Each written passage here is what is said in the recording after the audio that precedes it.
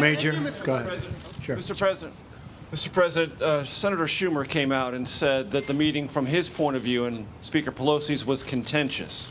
He also said, you said in the meeting, this is him quoting you, I just want to check, that the shutdown could go on for months or even a year or longer. Did you say that? And is that your? I did.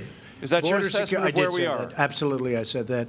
I don't think it will, but I am prepared, and I think I can speak for Republicans in the House and Republicans in the Senate. They feel very strongly about having a safe country, having a border that makes sense. Without borders, I've said it many times, we don't have a country. I hope it doesn't go on even beyond a few more days. It really could open very quickly.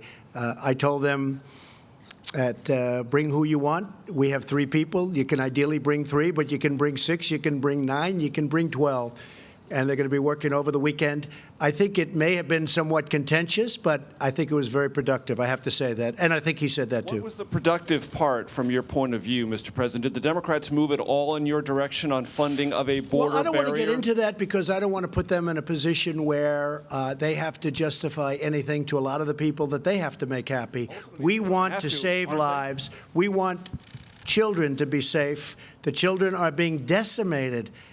And I'm not talking about necessarily children in our country. I'm talking about wonderful children that are coming up from other places, whether it's Honduras or Guatemala or El Salvador or Mexico or other places. And we have to take care of those children also. We can't let them die on the way up. What's happening to women on those caravans, you're not talking about it, but it's horrible what's happening. If they know it's not going to take place because they can't get through because we have a great border wall or fence or barrier, they're not going to come up and you're not going to have the problem. At the same time, they can apply to come into our country legally like so many people have done.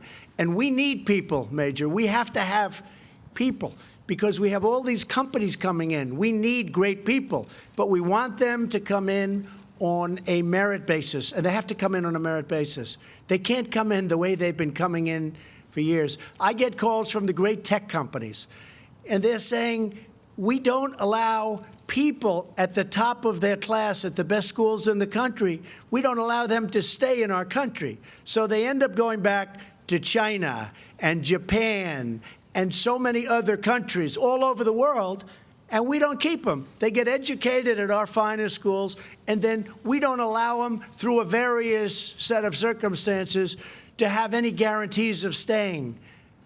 So we lose out on great minds. We can't do that. We have companies that if we don't change that, and we're working on that, and we discussed that with the Democrats, and I think they agree. We're working on that. But we don't want to lose our great companies because we have a ridiculous policy that we won't accept smart people. So call it politically correct or not, but we have to let these great, brilliant companies have the smartest people in the world.